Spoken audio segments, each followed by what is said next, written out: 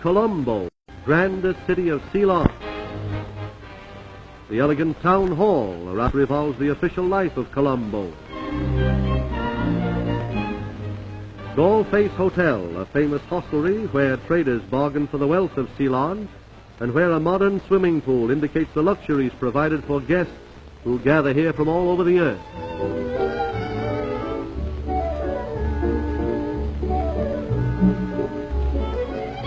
More priceless than panoplied elephants and gold mines is the far-famed Ceylon-3.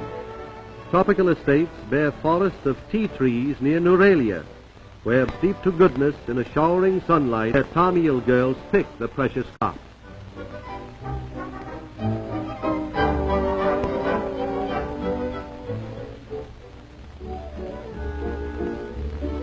After the field workers have obtained an accounting, their output is boxed and forwarded to a storage warehouse where the bony estates are repacked in smaller lead-lined packages.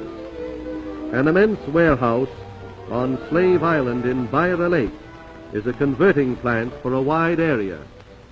Most of its output goes to London.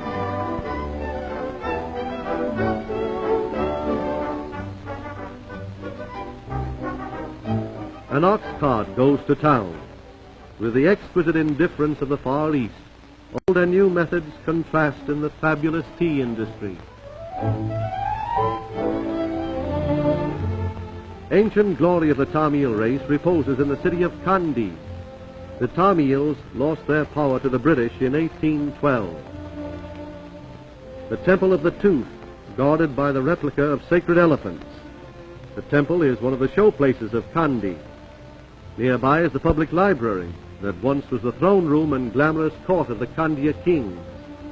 On the balcony of the library, a Buddhist priest meditates in prayer.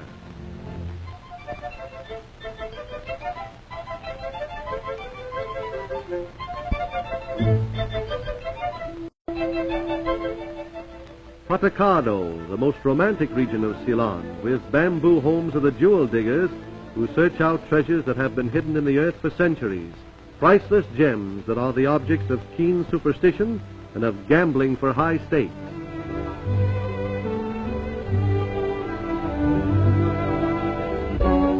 In wet gravel beds that must be drained before mining, underground rivulets running through the ages have rolled and polished 1,000,000 pebbles to form Ceylon's precious stones.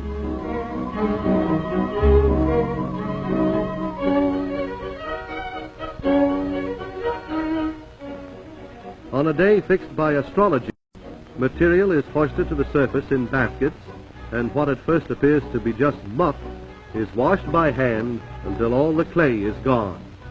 Guards stand by, watching every move to see that none of the haul is pilfered and that the newly mined stones are properly prepared for the important millwork to follow. An uncut stone reveals little of the slumbering fire in its heart.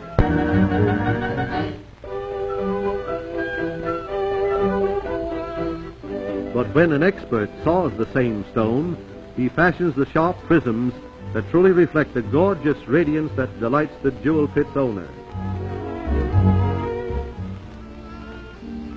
Native Ceylonese, in the famous Alwis plant, shaping a rough blue sapphire stone with an old bowstring grinder in order to radiate its elegant luster and color. The final polishing operation must give lasting brilliance to attract the eyes of the jewel traders who come from many lands and to fascinate the ultimate purchasers.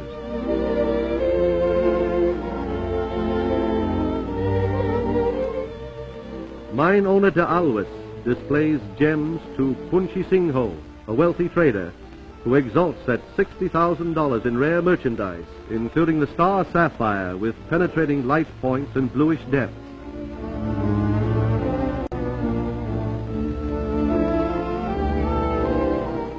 The cat's eye that resembles an opening and closing eye when moved around. Aquamarine, like the depths of the sea. A yellow sapphire shining in the light. The undying jewel, 1,000 years old, has been part of many lives. gems somehow live for generations with unfailing beauty. Away back when man was only a treasure in the heart of his God, the rugged mountains of Veda became a background for the most mysterious people in all the races of man.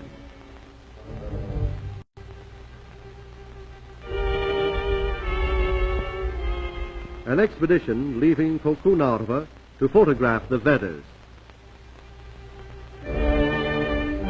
Along the jungle trek is discovered a cool water hole where a herd of water buffaloes gather.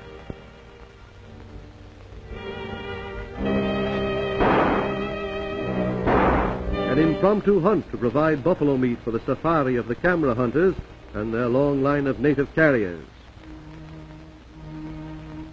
Advised by drums of the approaching expedition, the Vedas, often conjectured as one of the lost tribes of civilization, come forth to greet the visitors.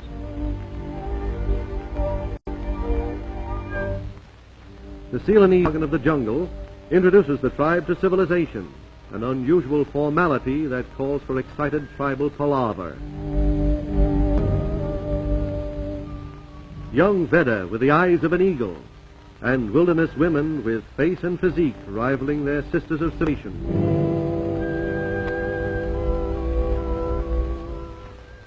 Patiently waiting to see the wonders in the bags of tricks brought to the world. Preparing to hand out goodwill gifts, a most important preliminary in the wild.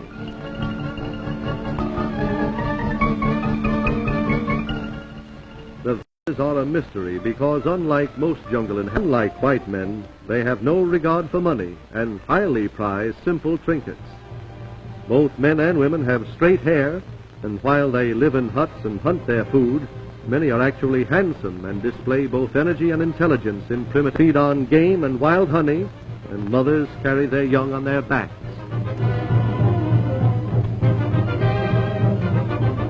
With childlike pleasure they regard the gifts. To them, even a small mirror is a man-made wonder surpassing the marvels of nature. Home life of the Vedas is simple. Children are born as naturally as fruit on the tree. There are no gas or electric bills and no installments to pay on the car or radio. Solve their housing problems with nests in trees resembling nests. Thousands of black ants all live in one of these nests.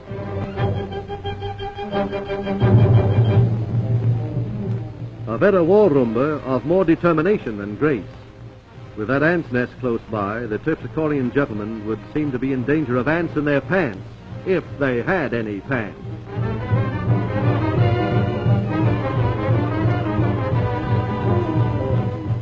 The trek back to Colombo, homeward bound through deep forest and sparkling streams with stirring memories of bewildering Ceylon, an island of untold riches and ancient kings, of scenic charm and a lost tribe of bronzed Apollos who fight with wild beasts for control of the jungle.